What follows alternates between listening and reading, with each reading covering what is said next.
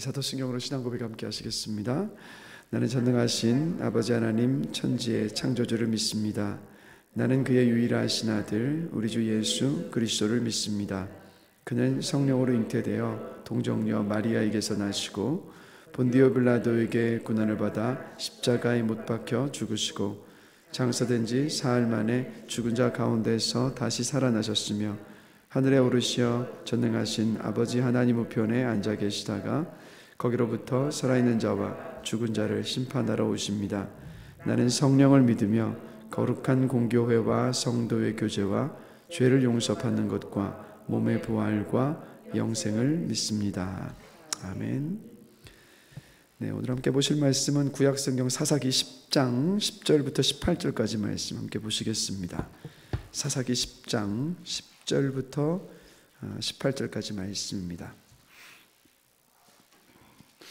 사사기 10장 10절부터 18절까지 말씀 우리 한 절씩 교독하면서 읽겠습니다. 제가 먼저 읽습니다. 이스라엘 자손이 여호와께 부르짖어 이르되 우리가 우리 하나님을 버리고 바알들을 섬김으로 주께 범죄하였나이다 하니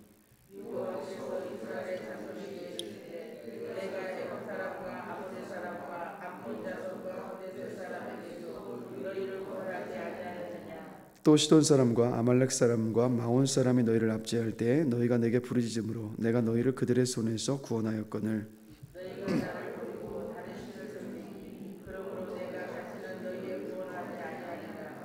가서 너희가 택한 신들에게 부르짖어 너희의 환난 때에 그들이 너희를 구원하게 하라 하신지라.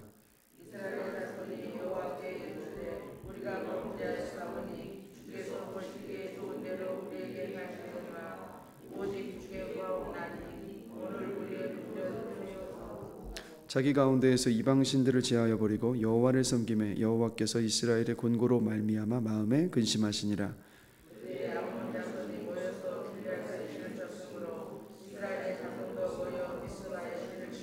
다 같이 읽겠습니다. 길르앗 백성과 방백들이 서로 이르되 누가 먼저 나가서 암몬 자손과 싸움을 시작하랴. 그가 길르앗 모든 주민의 머리가 되리라 하니라. 아멘. 오늘 본문을 이해하려면 그 앞에 1절부터 또 9절까지의 말씀에 대한 이해가 좀 필요합니다.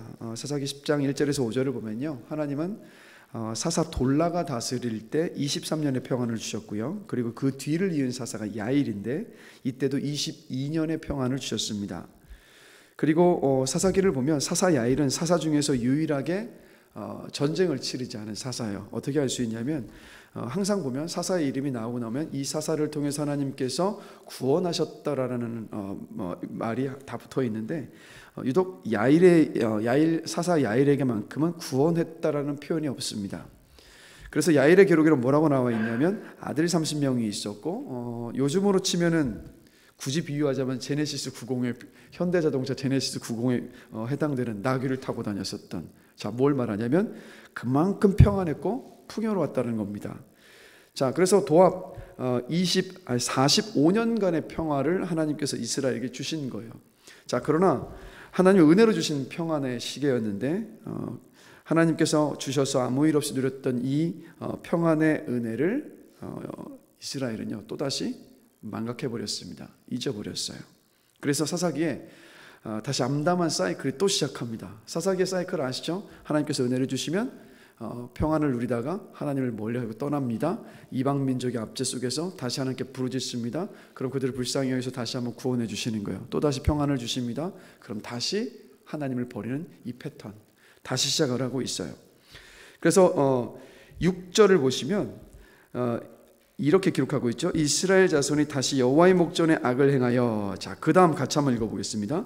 바알들과 아스타롯과 아람의 신들과 시돈의 신들과 모압의 신들과 암몬 자손의 신들과 블레셋 사람들의 신들을 섬기고 여호와를 버리고 그를 섬기지 아니하므로. 자, 이전의 사사들이 이스라엘을 구원할 때는요, 이스라엘 백성들이 그냥 한두 가지의 우상을 섬겼다면 45년 동안의 평안을 하나님께서 주셨는데 이 평안을 깨고 이들이 다시 우상을 섬기기 시작했을 때는요, 그 이스라엘 주변에 있었던 모든 나라들의 신들을 다 섬긴 겁니다.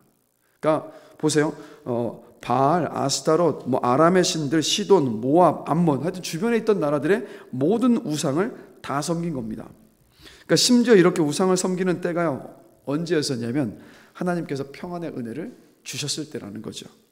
그래서 가나안 지역의 모든 우상을 섬기는 이스라엘에게 진노하신 하나님께서 7절을 보면 이렇게 말씀하세요. 이렇게 기록을 하죠. 적들의 손에 그들을 하나님께서 파셨다. 근데 우리는 이 의미를 하나님이 이스라엘 백성들을 버리셨다는 의미로 이해를 하는데 아닙니다. 그런 의미가 아니라 그들의 죄 때문에 하나님께서 그들을 보호하시는 것을 멈추셨다는 뜻이에요. 그래서 하나님이 이스라엘을 섬기는 그 우상들이 이스라엘을 그냥 지배하고 소유하게 그냥 내버려 두셨던 겁니다. 왜냐하면 경험해야, 좀 고생을 해봐야 다시 깨닫고 돌아올 것을 아셨기 때문에. 그래서 우리가 이 땅에서 세상을 살아가면서요, 내가 하나님의 말씀을 따라서 살지를 않고 죄를 짓고 있어요. 그런데 아무 일이 일어나지 않는 것은 여러분 괜찮구나 싶은 일이 아니라 두려워해야 될 때인 겁니다. 우리가 하나님이 아닌 다른 모든 것들을 다 섬길 수 있는 게 다 우상들이지 않습니까? 하나님이 아닌 우상을 섬기고 추구하고 원할 때 하나님 이렇게 하세요. 로마서 1장에 보면 그들을 그 죄 가운데 내버려 두신다. 하나님께서 내버려 두시고 지켜보시는 거예요. 그게 바로 근데 여러분 하나님의 현재적인 심판입니다. 그래서 우상숭배에 대한 심판은 뭐냐면 그냥 우상숭배 계속하게 내버려 두시는 거예요. 그럼 어떻게 됩니까? 내가 우상으로 섬기고 있는 그것에 매이기 시작하죠. 노예와도 같이 종처럼 매여서 사는 것. 그리고 그 노예 생활은 또다시 우상숭배로 이어지는 악순환의 고리. 그러니까 이런 겁니다. 하나님이 아닌 것을 숭배하는 저와 여러분들에게 하나님 이렇게 말씀하시는 거예요. 네가 나를 위해 사는 대신에 돈을 위해 살기를 원한다면 돈이 너의 삶을 지배할 것이다. 돈이 네 마음과 감정 모든 것을 다 통제할 거다. 네가 나를 위해 사는 대신에 사람들의 인기를 위해서 살기를 원한다면 대중의 그 인기가 너를 다스리고 통제할 거다. 네가 나 외에 다른 신을 원한다면 그러면 그렇게 해라. 그 신이 너에게 얼마나 자비를 베푸는지 한번 보자. 그 신이 너를 얼마나 잘 구하고 잘 보호해주고 인도해주는가 그래 한번 보자라고 하시면서 하나님께서 내버려 두시는 거예요. 그래서 이스라엘을 하나님께서 그렇게 내버려 두셨던 겁니다. 그래서 그 결과가 뭐냐면 8절과 9절이에요. 그 해에 그들이 요단강 저쪽 길르앗에 있는 아모리 족속의 땅에 있는 모든 이스라엘 자손을 쳤으며 18해 동안 억압하였더라. 암몬 자손이 또 요단을 건너서 유다와 베냐민과 에브라임 족속과 싸움으로 이스라엘의 곤고가 심하였더라. 자, 이렇게 곤고가 심한 가운데 처하고 나니까 그러자 이제 10절에 오늘 본문이죠. 10절에 와서 이제 이스라엘 백성들이 이렇게 반응을 하는 겁니다. 10절 말씀 다 같이 한번 읽어보겠습니다. 이스라엘 자손이 여호와께 부르짖어 이르되 우리가 우리 하나님을 버리고 바알들을 섬김으로 주께 범죄하였나이다 하니. 자, 그런데 이상하게도 이스라엘 백성들의 이 태도와 이 발에 하나님은요 예전에 그러셨던 것처럼 당장 반응하시면서 이들을 고통 가운데 구원해 주지는 않으셨어요. 도리어 11절부터 14절까지를 보면요 전혀 다르게 말씀을 하고 계시죠. 우리 다시 한번 한 목소리 읽어보겠습니다. 11절부터 14절입니다. 여호와께서 이스라엘 자손에게 이르시되 내가 애굽 사람과 아모리 사람과 암몬 사람과 블레셋 사람에게서 너희를 구원하지 아니하였느냐. 또 시돈 사람과 아말렉 사람과 마온 사람이 너희를 압제할 때에 너희가 내게 부르짖음으로 내가 너희를 그들의 손에서 구원하였거늘 너희가 나를 버리고 다른 신들을 섬기니 그러므로 내가 다시는 너희를 구원하지 아니하리라. 가서 너희가 택한 신들에게 부르짖어 너희의 환난 때에 그들이 너희를 구원하게 하라 하신지라. 여러분, 왜 하나님은요 이스라엘이 좀 이 10절에서 보면 회개하며 기도한 것 같아 보였는데 하나님은 왜 이렇게 반응을 하셨을까? 그 이유는요 여러분 이스라엘의 10절에 이 이스라엘의 이 말은 이게 회개의 고백이 아니었습니다. 여러분, 하나님께서 이들에게 뭐 이렇게 말씀하시죠. 가서 너희가 택한 신들에게 부르짖어라 라고 말씀을 하셨는데 이 말씀의 의미는 뭐냐면요 이스라엘 백성들은 지금 자기들이 선택하고 믿고 있는 우상들이 많았잖아요. 근데 그들에게 먼저 도움을 구했는데 상황이 하나도 안 바뀐 거예요. 그러고 나니까 그래도 우리가 선택한 이 우상들보다는 더 능력이 있고 더 힘이 세 보이는 하나님께 그제서야 와서 도와달라고 한 겁니다. 그래서 이스라엘에게 있어서는 우상을 선택하고 섬긴 그 죄가 문제가 아니라 우상을 선택하고 섬겨서 고통과 고난 가운데 있었던 그 죄로 인한 결과가 유감이었던 거지 하나님을 버린 것에 대해서는 그 마음도 아파하지 않았고 회개를 하고 있지도 않았던 거예요. 그래서 이때 이스라엘 백성들에게 하나님은 어떤 분이냐 유일하신 참 하나님이 아니라 그냥 수많은 우상들 가운데 그냥 하나에 지나지 않았다라는 거예요. 하나님이 이것을 꿰뚫어 보고 계셨던 겁니다. 그래서 여러분 혹시 저와 여러분들이 하나님을 언제고 그냥 내가 원할 때 필요할 때 도움을 구하고 요청하면 무조건 들어주셔야 하는 분이라고 여러분 그렇게 하나님을 쉽게 생각하지 않게 되기를 간절히 기도합니다. 만약에 우리가 하나님을 대하고 있고 생각하고 있다면 하나님을 우리가 한낱 우상처럼 대하고 있는 거예요. 우상 숭배의 본질은 뭔지 아시죠? 탐욕이거든요. 내가 원하는 것을 이루기 위해서 우상을 숭배하는 거예요. 그래서 그 우상에게 뭔가 정성을 들이고 하면 내 원하는 것을 들어주는 게 우상이에요. 근데 만약에 우리가 하나님을 어떤 것을 필요로 할 때마다 그냥 다 들어주시는 분으로 생각하고 있다면 다시 말씀드리지만 우리는 하나님을 우상처럼 둔갑시키고 난 다음에 하나님을 그렇게 대하고 있는 거예요. 하나님 절대 그렇게 대하실 때 저와 여러분의 기도에 응답 안 하십니다. 안 도와주세요. 우상으로 대하고 있는데, 인격이신 하나님을 우상으로 대하고 있는데 어떻게 하나님 우리를 도와주실 수 있겠습니까?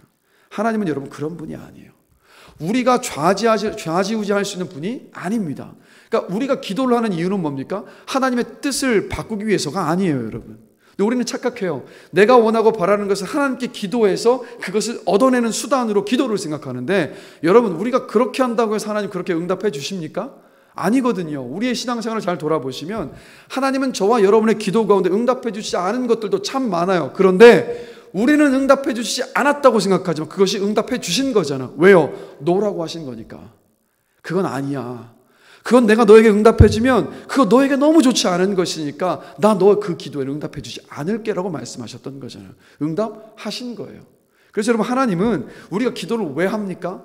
우리의 뜻을 관철시키기 위한 이 새벽에 기도하는 시간이 아니라 하나님의 뜻 앞에 내 뜻을 꺾고 맞추기 위한 시간, 하나님의 뜻을 따라가기 위해서 오늘 기도하는 것 아닙니까? 그래서 우리 하나님은요, 우리가 좌지우지할 수 있는 그런 분이 아니에요. 아예 그런 생각은 그냥 접으셔야 합니다. 그럼 이것만큼은 분명해요. 하나님께서 우리를 인도해 주시는 그 인도하심은 언제나 선하다라는 거예요. 항상 선한 길로 인도하신다라는 거예요. 그래서 우리가 기도할 때 소망이 있는 거 아니겠습니까? 우리는 무조건 예스, 내가 원하는 대로 예스만 하면 좋을 거라고 생각을 하지만 그건 우리 한 치 앞도 못 보잖아요. 그래서 하나님께 맡기고 기도할 수 있는 이 시간이 전 귀한 시간인 줄 믿습니다. 그러니까 하나님을 막 움직이려고 하지 마시고 겸손한 마음으로 하나님의 뜻이 제 삶 가운데 이루어지게 해 주십시오.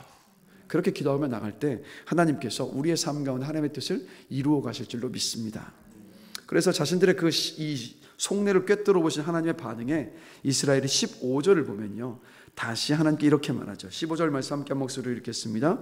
이스라엘 자손이 여호와께 여쭈되 우리가 범죄하였사오니 주께서 보시기에 좋은 대로 우리에게 행하시려니와 오직 주께 구하옵나니 오늘 우리를 건져내옵소서. 드디어 이들이 바뀌었어요.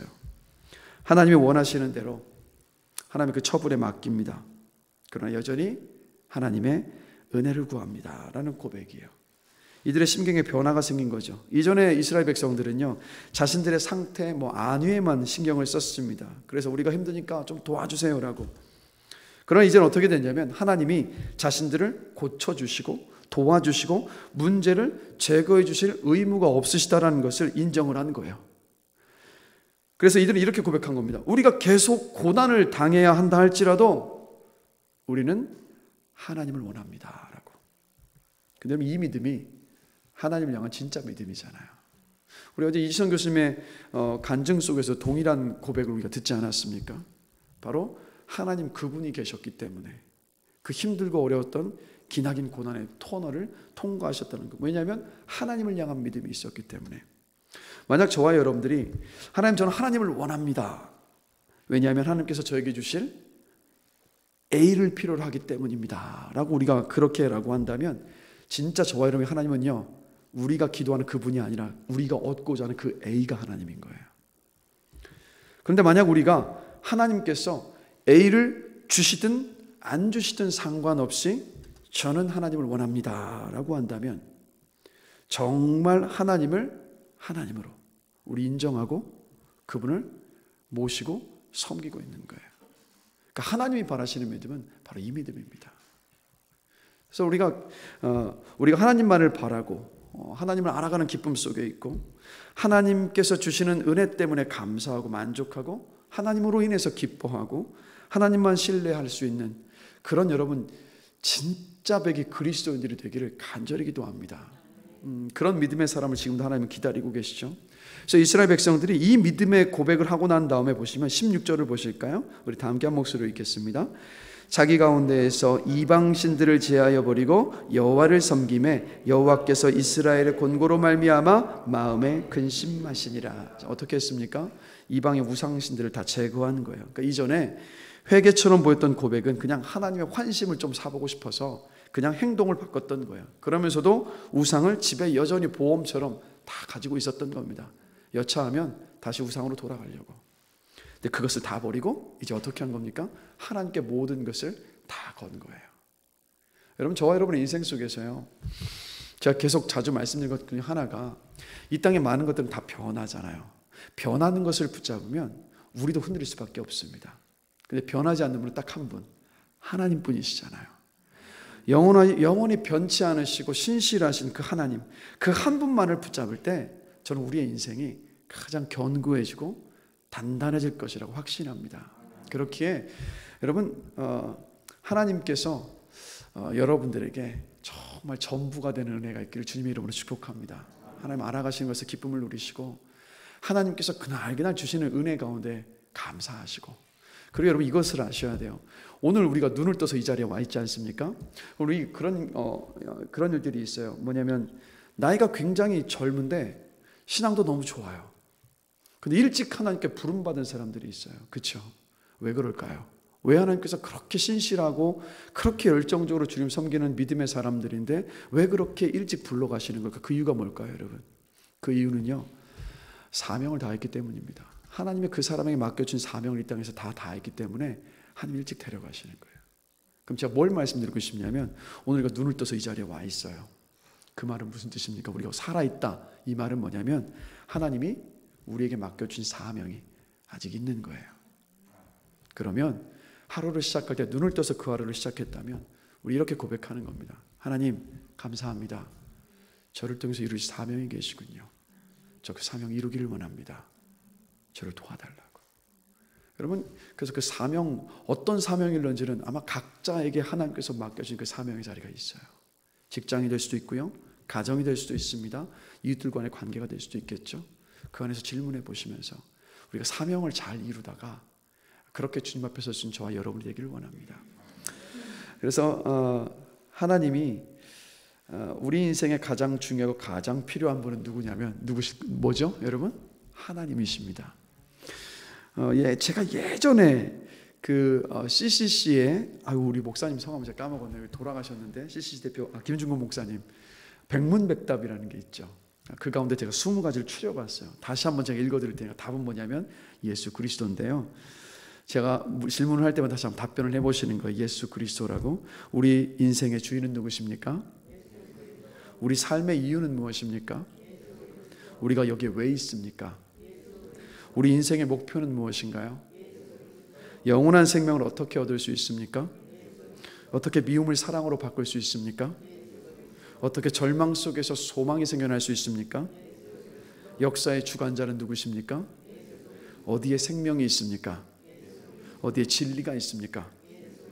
누가 우리를 최후 심판하십니까? 누가 궁극적으로 온 인류를 통치하고 계십니까? 누가 나의 목자입니까? 누가 우리 삶의 진정한 주인이 되십니까? 누가 우리의 아픔을 아십니까? 누가 우리의 아픔을 해결해 주십니까? 누가 우리의 고민을 아십니까? 누가 우리의 고민을 해결하십니까? 우리를 죽도록 사랑하시는 그분의 이름은 무엇인가요? 마지막 질문입니다. 우리의 영원한 찬송과 예배의 주인은 누구십니까? 예수만이 우리 인생의 유일한 답입니다. 그래서 여러분 이 새벽 시간 기도하실 때 우리 주님이, 하나님이 여러분의 인생의 전부가 되길 원한다고, 하나님을 더 알고 싶다고, 하나님의 그 사랑 안에 내가 머물길 원한다고, 내 인생 하나님께 맡기오니 하나님의 뜻 가운데서 내 인생을 인도하여 달라고, 우리 그렇게 기도할 수 있는 이 새벽 시간이 되기를 간절히 기도합니다. 잠시 기도하겠습니다. 하나님, 짧은 말씀을 함께 나누면서 우리가 우리 인생 속에서 유일하게 붙잡아야 될 분, 우리 인생의 모든 것을 다 던져서라도 붙잡아야 될 분은 바로 하나님 한 분뿐이시라는 것 다시 한번 말씀을 통해서 확인합니다. 하나님, 우리를 사랑해 주셔서 감사합니다. 변함없이 아무 조건 없이 있는 모습 그대로 사랑해 주셔서 감사합니다. 오늘도 이 하루를 주신 것, 우리를 통해서 이루실 사명이 있음에 또한 감사합니다. 우리가 오늘 하루를 살아가면서 하나님과 동행하고 하나님께서 나를 통해서 이루실 그 뜻과 계획함을 기대하는 마음으로 순간순간들을 최선을 다하여서 모든 일을 주께 하듯 감당하면서 살 수 있는 복된 하루가 될 수 있도록 축복하여 주시옵소서. 그러므로 기도함으로 나아갈 때 하나님, 우리의 뜻, 내가 원하는 것을 관철시키는 시간이 아니라 내 삶 가운데 하나님의 선하신 뜻이 이루어지기를 구하며 기도하는 시간이기를 원합니다. 내가 구하는 것보다 하나님의 그 뜻이 더 선하고 나에게 가장 좋은 것임을 알기에 그렇게 믿음으로 모든 것을 맡기며 기도할 수 있는 시간으로 인도하여 주시옵소서. 감사합니다. 예수 그리스도의 이름으로 기도드렸습니다. 아멘. 하늘에 계신 우리 아버지, 아버지의 이름을 거룩하게 하시며 아버지의 나라가 오게 하시며 아버지의 뜻이 하늘에서와 같이 땅에서도 이루어지게 하소서. 오늘 우리에게 일용할 양식을 주시고 우리가 우리에게 잘못한 사람을 용서하여 준 것 같이 우리 죄를 용서하여 주시고 우리를 시험에 빠지지 않게 하시고 악에서 구하소서. 나라와 권능과 영광이 영원히 아버지의 것입니다. 아멘.